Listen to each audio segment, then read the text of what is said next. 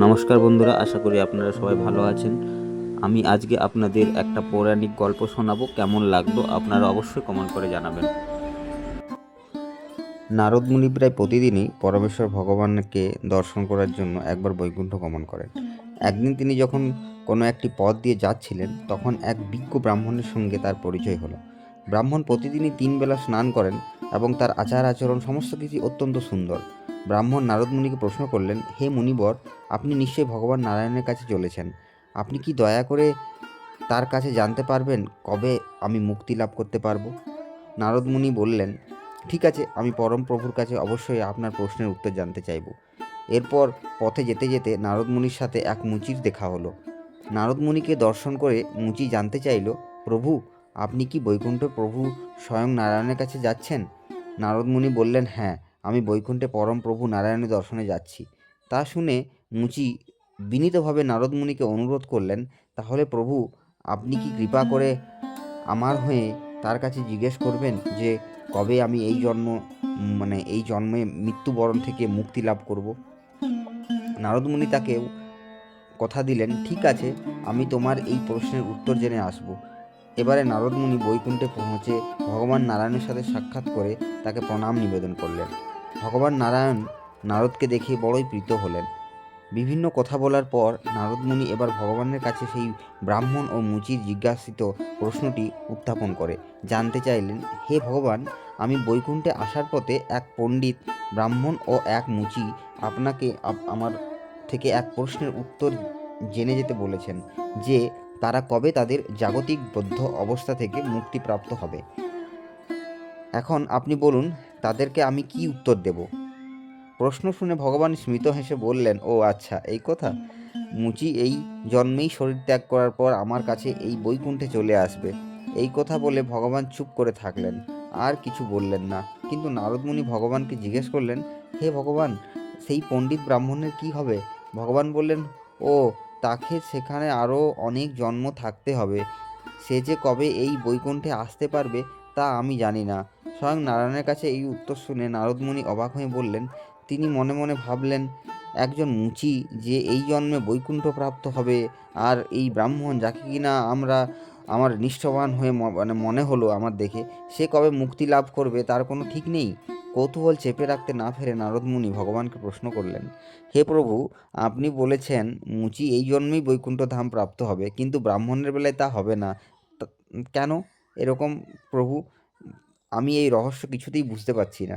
নারদ মুনির প্রশ্ন শুনে নারায়ণ স্মিত হেসে জবাব দিলেন, সেটা তুমি এখনই বুঝতে পারবে। মর্তে ফিরে গেলে বুঝতে পারবে। তারা যখন তোমাকে জিজ্ঞেস করবে কৃষ্ণ বা নারায়ণ তার ধামে কি করছিলেন, তখন তুমি বলবে যে ভগবান তার ধামে বসে একটি ছুঁচের ছিদ্র দিয়ে একটি হাতিকে একবার প্রবেশ করিয়ে বিপরীত দিক দিয়ে বাহির করেছিলেন। নারদ মুনি বললেন, ঠিক আছে। এবার নারদ মুনি যখন মর্তে ফিরে আসলেন এবং সেই ব্রাহ্মণের সাথে দেখা হলো, ব্রাহ্মণ তাকে জিজ্ঞেস করলো, হে মুনিবর, ভগবানের সাথে কি আপনার দেখা হয়েছিল? নারদ মুনি, হ্যাঁ। ব্রাহ্মণ, আপনার সাথে যখন ব্রাহ্মণের দেখা হলো তখন তিনি কি করছিলেন? নারদ মুনি, তিনি একটি সূচের ছিদ্র দিয়ে একটি হাতিকে একদিক থেকে প্রবেশ করিয়ে অন্য দিক দিয়ে বের করছিলেন। নারদ মুনির এই কথা শুনে ব্রাহ্মণ গভীরভাবে বলল, হে প্রভু, আমি আপনাকে অত্যন্ত শ্রদ্ধা করি, কিন্তু আজ আপনি আমাকে এইসব কি আবোল তাবোল বলছেন, আমি ঠিক বুঝতে পারছি না। সূচের ছিদ্রপথ দিয়ে কি হাতি প্রবেশ করানো সম্ভব? এইসব যুক্তিহীন কথা আমি বিশ্বাস করতে পারছি না। ব্রাহ্মণের কথা শুনে নারদ মুনি বুঝতে পারলেন, এই ব্যক্তি কেবল পুঁথিগত জ্ঞানী পণ্ডিত, কিন্তু ভগবানের প্রতি তার আন্তরিক শ্রদ্ধা বা বিশ্বাস নেই।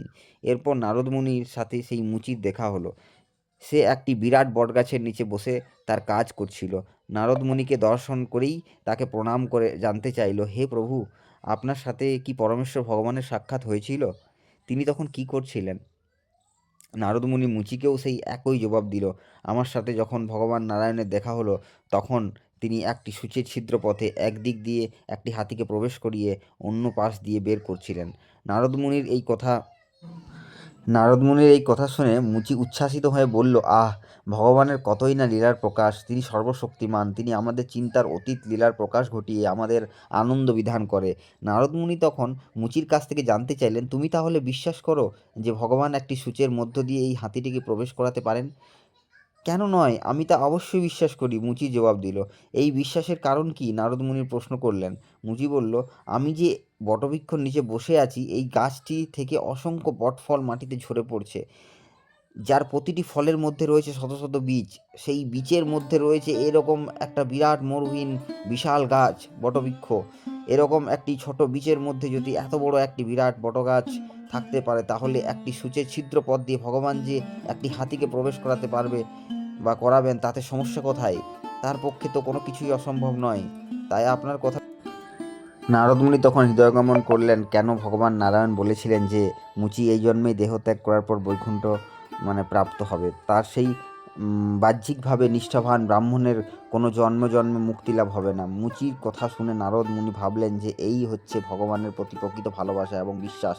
এটি কোনো অন্ধবিশ্বাস নয়, বরং এই বিশ্বাসের পেছনেই রয়েছে পূর্ণ যুক্তি বা কারণ, রয়েছে অচল ভক্তি, শ্রদ্ধা ভগবানের প্রতি।